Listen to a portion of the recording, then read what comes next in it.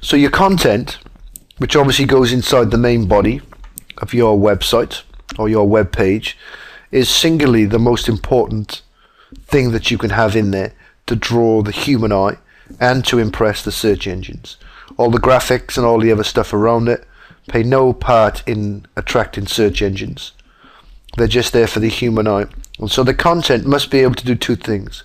It must be able to keep the human eye occupied, it must keep them interested, and it must keep the search engines happy by having certain keywords and a certain layout in order to make that website do what it's supposed to do within the search engines. And so we need to impress both people, and there are some things that we need to do in order to impress those people, which we'll go straight to now on a simple notepad.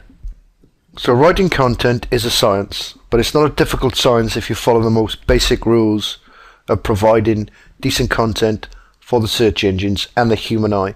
And this is based on emotion as it is on anything else. It's not new, it's been around since the beginning of time.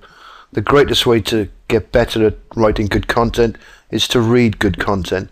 But basically, the body copy, your content, your article, your post, the words within it, need to have certain things within them to impress the search engines and keep the human eye occupied. So we obviously need the keyword that lets the search engines and the human know what it is that that page is about. It needs to have a heading, it needs to have a subheading, it needs to have something bold, something italic, something underlined, an anchor text, and internal backlinks.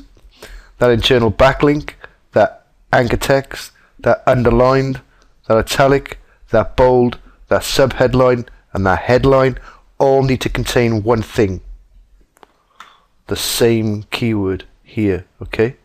Needs to contain that same keyword. That's vital. We need a heading, which you will see people talking as a H1 tag. That's important. That tells the search engines instantly what we expect them to understand this page is about. It needs subheadings. It needs to refer to that keyword somewhere down the page into paragraphs. That keyword should be bold at least once.